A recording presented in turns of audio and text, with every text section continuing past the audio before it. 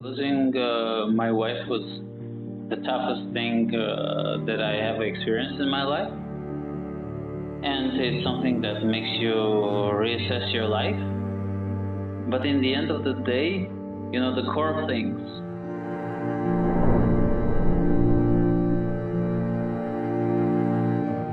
I believe that people come to the world with a certain mission. And my mission, I believe, is playing chess. Maybe one day it will be, as you said, being a person who makes peace.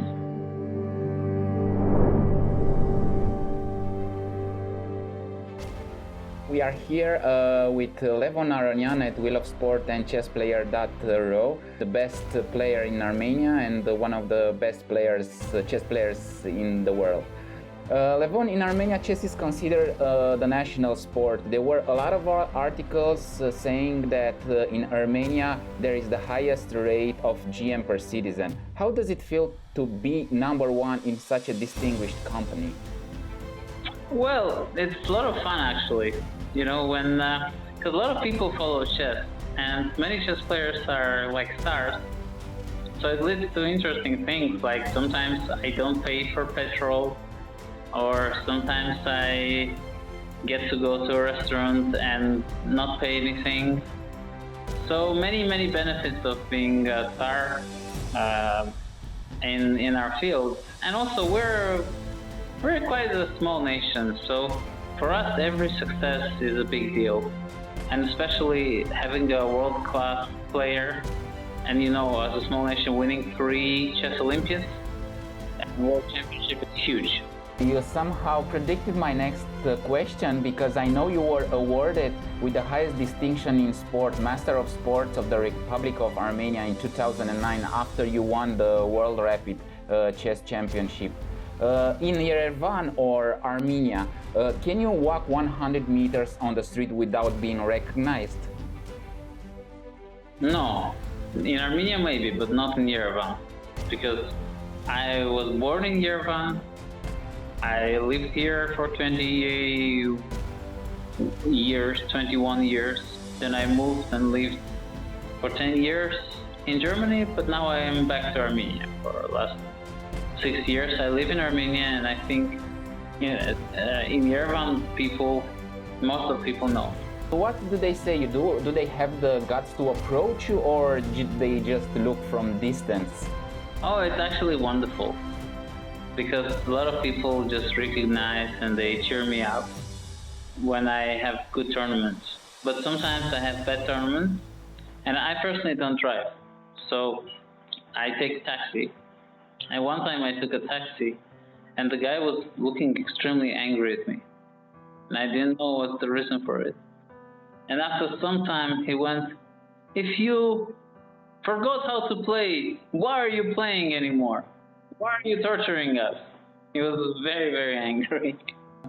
Yes, this happens, but I also believe you have nice experience. Most of the experience are nice when the people... 95% is very nice conversation, and I get to enjoy a lot of respect and support. Taking into consideration all these aspects, we also know that you are really respected in the highest circles in Armenia, and not only in Armenia.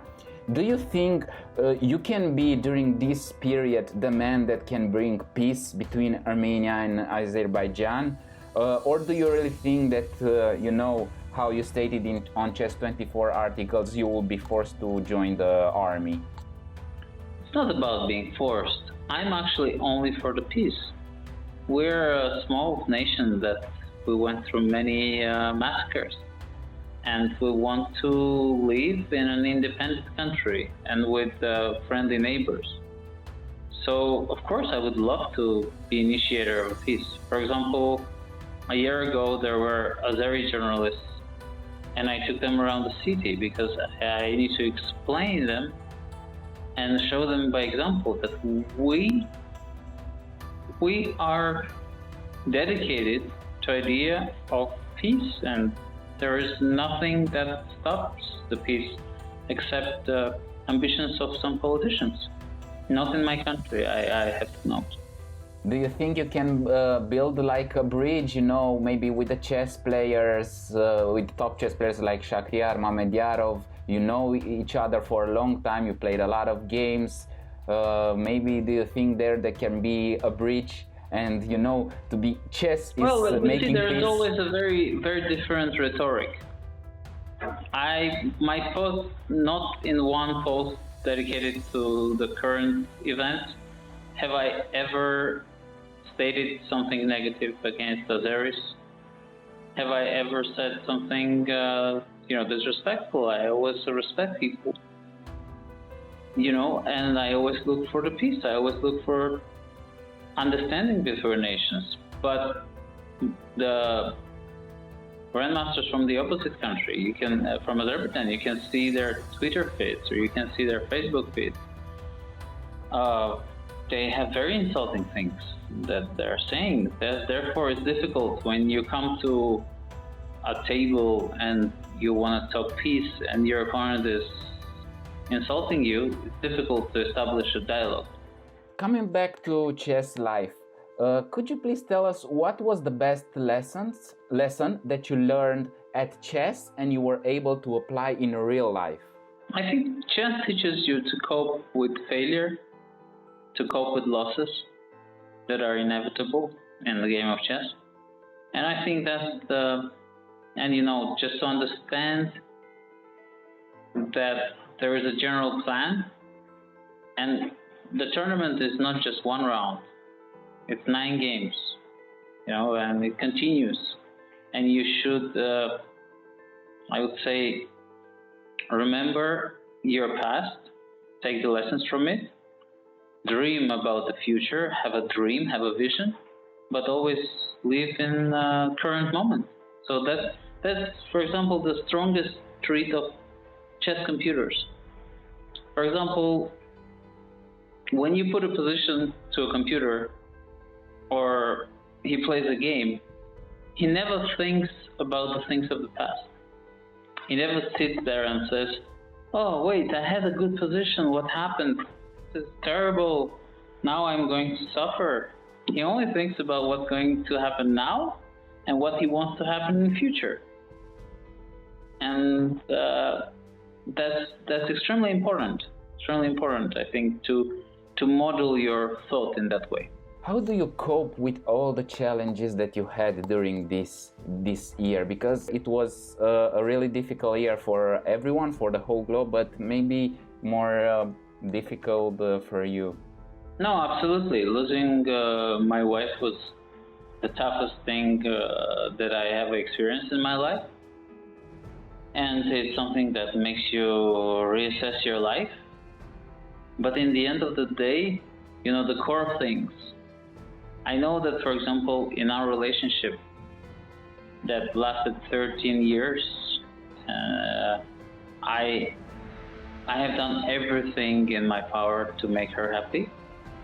And I have done everything in my power to make sure that she's respected and she's treated well by me and by others. So the core thing that I have in my life is my dedication to what I'm good at. Because I believe that people come to the world with a certain mission. And my mission, I believe, is playing chess.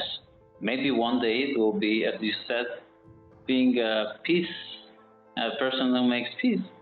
But at the moment, I think my best function for my nation is to be the best chess player I can be.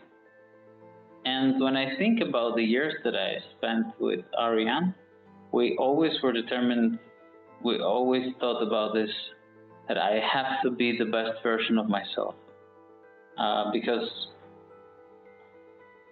when you have a gift given to you by nature, some people will say nature and God or something, it's not the gift given to you to enjoy it, and just to say, oh, I have this gift, I will use it one day or not. I think it gives you responsibility. There's a responsibility to fulfill it. And respecting my wife and her passing, I believe that I have to continue my job and do everything to fulfill my and her dreams. You said you have a gift. A lot of people have asked us to ask you, how do you train now once you have reached 2800? Well, it's easy to explain. Let's say you're a musician. What do you train on first? First, you learn the harmonies, you learn the music theory, then you start practicing, you learn your repertoire. Then you become a very successful musician, and it's not so necessary for you to continue to tour to make your living. So at that moment, you start going into the depth, because you have the technique, you can play anything. So what you're working on is either widening your repertoire or specializing on your repertoire. So that is a strategical move that we make. I think it's a type of a move that you make for 3, 4 years or 5 years, and only then you see the result. So you set yourself a goal. This is what I want to be in future. I want to be able to play these openings or these ideas, and or you tell yourself, look, I'm very good the way I am. I don't want to go wide. I want to choose a narrow way, but just to be extremely good at everything that I'm already doing. So that's what I do. I'm somewhere in between, as most of the people, I guess. I try to go wide at some places, and on some places I keep it narrow. So. But most of the work is about repertoire, much less technique than before, much less harmony, because, I mean, you already have this type of thing. I mean, from childhood. And do you prepare yourself, or do you have somebody who's helping you? Oh, I do have a helper. I do have a couple of guys that help me out. We work together, we share ideas. Sometimes some work only requires me, because it's good to have somebody you can trust, but in order to get really deep in somewhere and understand it much better, you need to do all the dirty work yourself. You won the World Chess Championship in Szeged in '94. Only after 3 years you have started to play chess. How was that experience for you then? My first coach immediately was IM level. So of course it makes it easier for you. And especially, I think, when a kid learns to play and he's already like 8, 9, already a serious kid, it's easier for him to grasp, those ideas. And I was always, from childhood I remember, I was always in kind of puzzles. I always loved solving things, loved learning things. I was very curious, and I still am.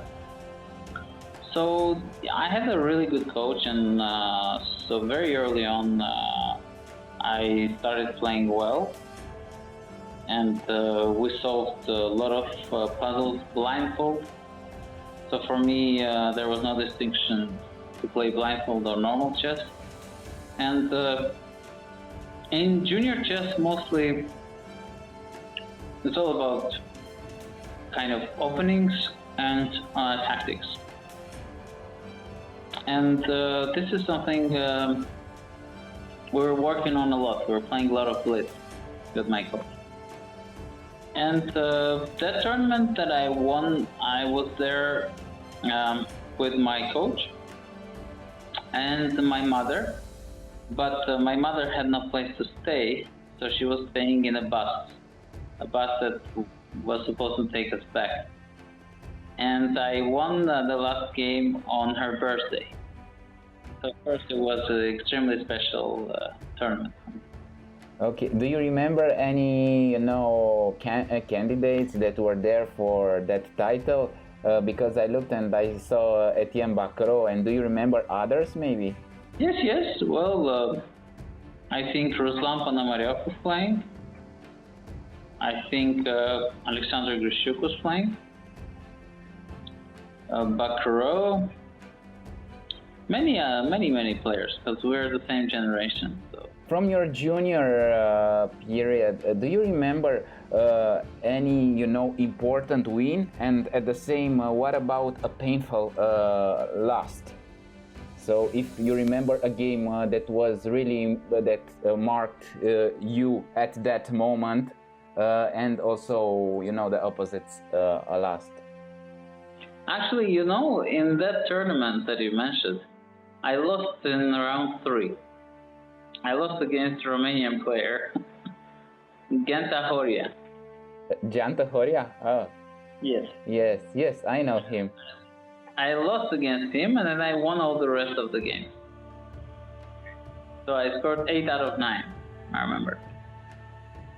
And painful losses, most of them came in this junior tournaments when I was just careless at times. I remember I lost one extremely painful game against a player from Greece, Dmitry Mastervasilis.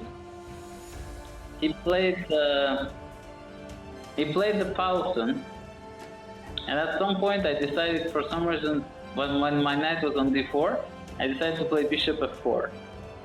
And he played e5, and I lost my piece. But I was a normal player back then, so I don't know what went through my mind at that very moment. Talking about important wins, we won't,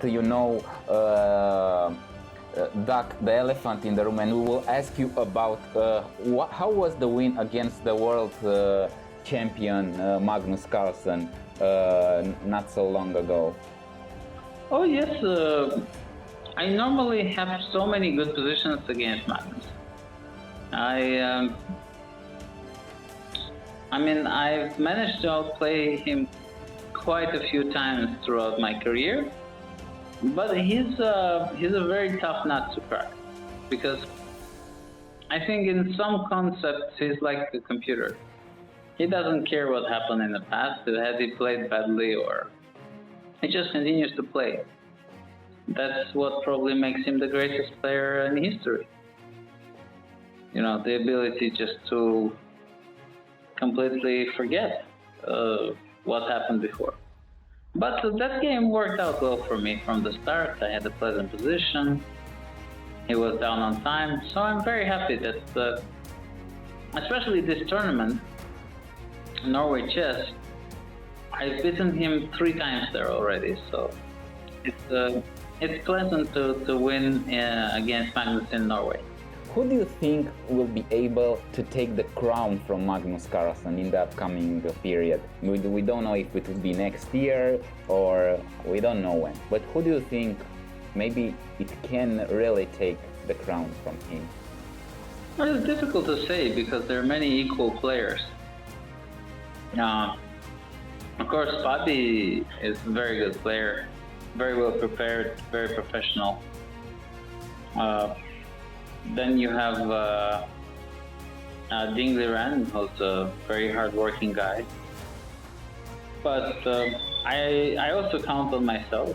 So yes, we too. I think.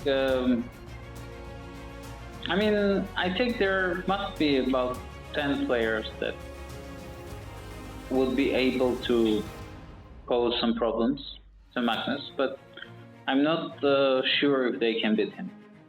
I believe I can, but that's something has to be tested one day if I ever qualify for a World Championship match against him. Yes, we can wait to see some chess on the board, but for the time being, maybe it's not the best period. I would like to ask you, how did you started to play chess tournaments in Bucharest? Because I know you started to play a long time ago. Yes, We made good friends in Chisinau, in Moldova, with Elmira Skripchenko's family, because my coach was teaching her. And since there is also a relationship, because Elmira's mother, Nayura Agababian, is Armenian, and Armenians always stay together, you know. I mean, you will go somewhere, you have no place to stay, and it won't be there won't be a question that what you should do. You'll just find Armenians, and they will, if you're an Armenian, you can stay at their place. And that's what happened. So many Armenians went to Chisinau because of Nayura. She helped us out. And then I wanted to get an IM norm to become an IM. And there were many IM tournaments organized by a very charismatic person, Emil Pessi. Emil Pessi, indeed, yes. So he was very sweet and nice, and I played in the tournaments that he organized. You said about the IM norms. You gained your GM title when you were 18 years old. During these days, 18 years old is considered already an old GM. Who was next to you during those days and help you, with the mentality and to help you to say, to tell you that yes you can do, to have a I can do attitude, because the big results came after that period for you? I will say mostly my mother, because when I was little, she quit her job. She's an engineer.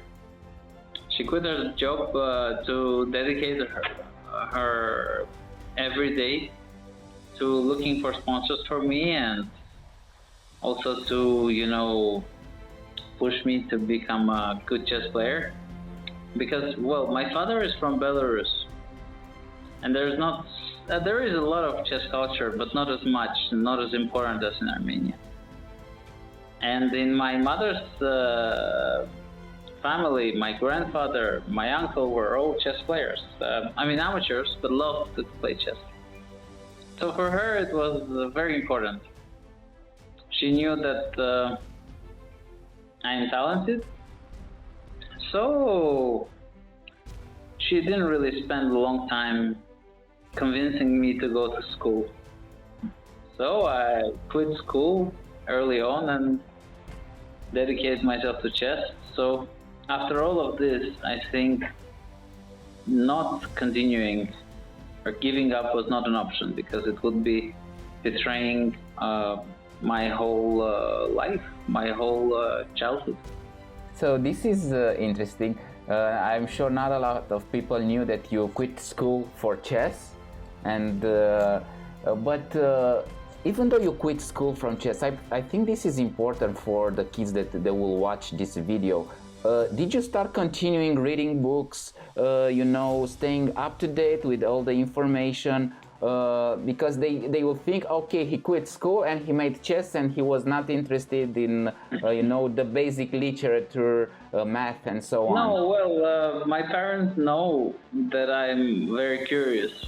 And when I was, once I learned to read, so from 6 years old, I would read a book a week.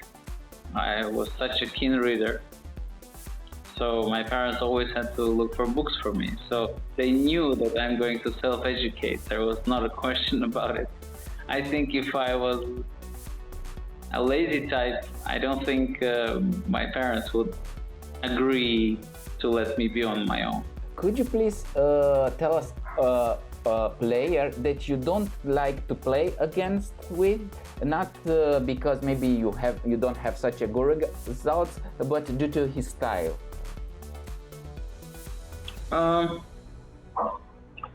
It's always difficult, of course, to play against Magnus, because stylistically he normally puts you in the positions that you don't like to play. I think he feels what players like and what they dislike. It's difficult to play against Fabiano Caruana because he's always extremely well prepared and very dedicated and very diligent. It's also difficult to play against Ding because he's also well prepared and he's also very hardworking. So it's a new breed of chess players, very professional, sport-like. From the guys from the past, it was always difficult to play against Kramnik. Great opening preparation and a very mature style. You know, he was always kind of torturing you if he had a good position. Yes. We watched his commentary in Norway, and I believe most of semi-professional chess players and also professional chess players were impressed by his knowledge that he's got, because he never exposed it so publicly until now. And Anand as well. Anand is a person that is difficult to face because he also works so hard and his knowledge is so big that he will always surprise you. Do you think chess can become an Olympic sport in the upcoming 5 years? They were, some rumors, they pushed a little bit now to be in 2024, but that didn't happen this time. Do you think it can be done? I don't know. It's tough to say because, Olympic sports is mostly about something fast or something that is very physical, while the chess game is basically boxing that is for 7 hours. Yes. Mental boxing. So, the level of entry to chess is quite high. You need to at least spend a year being interested, learning about it in order just to comprehend what is happening. So I guess this is the main problem of our game. Fortunately for us, because we love complications, but unfortunately for bigger exposure to it, because it requires more. In this modern world where people they want to be entertained in 5 seconds and they want to move on to the next entertainment. This game, I think, is like classical music. It requires some deeper interest. We also saw now in Norway on the free day, you were like a cook, like a chef. And in 2017, we saw you were a farmer for a day. Did you have any similar experience to this one? Because organizer in the free day, they make special setups. They put you in special situation. Did you have any similar experience? We always have a lot of interesting things at chess tournaments. Like I think Norway chess took its tradition from the Melody Amber tournaments in Monaco and Cannes, where we would also have different activities. We would play a laser tag, running around, with the laser gun. We would paint. So there were always these interesting things.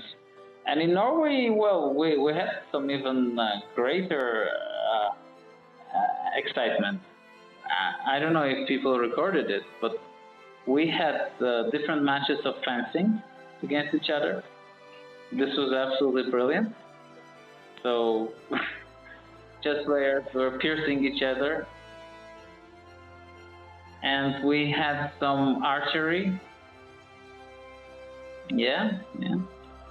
So I think players generally enjoy this type of activities because you get to. I think chess players are the type of people that just want to compete and they don't care what they're going to do You should have seen the faces of the cooks when they saw how serious we are, when we're cooking or decorating something. They said they've never seen such dedication, but it's all about competition. Also, in 2013, Kim Kardashian said she would like to learn chess from you. Did she ever contact you, or was it just a simple tweet? I think it was a tweet, but yeah, one of these days when I'm in LA, why not? I think more famous people play chess, the better it is for the game. At least they will have appreciation, and some of their fans might become ambassadors of our game and teach their children or teach themselves. In the chess world, do you have a best friend or a confidant that you discuss on a daily basis? I have two. Actually, I have more than two friends, the close friends. But I can say the closest person is Boris Gelfand and Vladimir Kramnik. With them, I speak a lot. But also with Fabiano Caruana, Maxim Vasilograf, Rustam Kasimjanov. These are my good friends. Yes, with Maxim, I believe you have also a common friend with Elmira Skripchenko, because she's managing his activity. If you were forced to stop playing chess starting tomorrow, what would you do?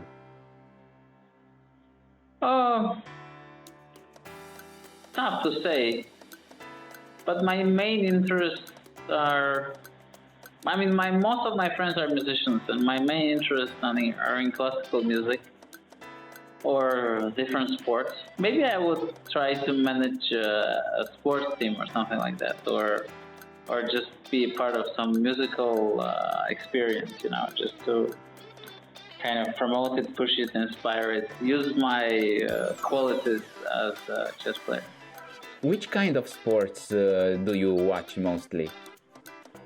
Mostly basketball and tennis. Tennis. And do you have a favorite player, and in basketball a team, and in tennis, of course, a player? In tennis, I was always rooting for Nadal because he's so hardworking. He doesn't have the versatility or the talent of Federer, but he goes after each ball, and that's something I love. To see somebody so dedicated to the game. But in tennis, generally, watching every game by Djokovic, Nadal, or Federer is a treat, because we were discussing with many of my friends, and we all come to one conclusion, that there was never in history a moment when three amazing players were in the same era. They always were two, which is maximum. Sometimes you just have one, but to have three that are basically winning everything, that's, I think, unique. In basketball, I root for a long time already for Boston Celtics. Okay. Were you able to watch any games of Boston Celtics or Nadal? Of course, prior to COVID period. Yet. The only games I watch is normally because I have a place in San Sebastian, and I go to watch Real Sociedad. I've seen maybe 5 games of them on the stadium, but other sports not so much.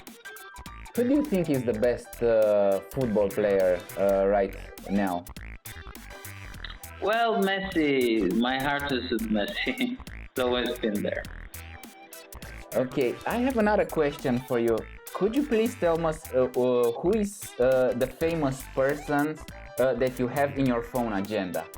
Oh, you mean in my phone? Yes, famous the most famous. It can be from political, I don't know, sports, maybe a TV star. Well, tough to say. Is Magnus a famous person? Yes, he's a famous person. Yes. I don't know. I do have some people that are famous, but they're not as famous as Magnus, so I guess. Okay, so we thought that you might have, Nadal's phone number, and you just sent him a text message after winning Roland Garros 13 times in a row. So this is why we have asked you. What do you miss the most before COVID period? The jazz concert, the chess tournaments, the ability to travel, if you know. Oh, definitely chess tournaments. Definitely playing over the board. Definitely traveling around. There's a certain appeal about going to places where you spend a long time before. It's something that we always remember, and we want to visit the same places for some reason. Yes, and my last question would be, what do you remember from Superbet Rapid and Blitz tour? You won here in Bucharest, and you made a lot of new fans among the kids who were there to watch you and were able to see you, to get autographs from you, maybe some pictures.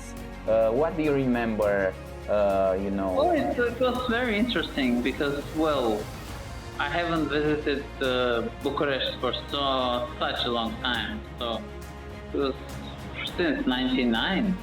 Yeah, so I went to the streets that I knew. I saw a lot of changes. So it was very memorable, but also the tournament was very memorable because it was so close and I kept on losing, and then I got to play the knockout, the final. The final, yes. And win it. So all in all, it was extremely memorable, the whole tournament, and I was really looking forward to come this year. Well, hopefully we'll have it next year. A lot of fans are waiting for you in Bucharest. We'd like to thank you for this opportunity, to wish you a nice evening, and hopefully to see you soon on over the chessboard. Thank you. It was a great pleasure for me.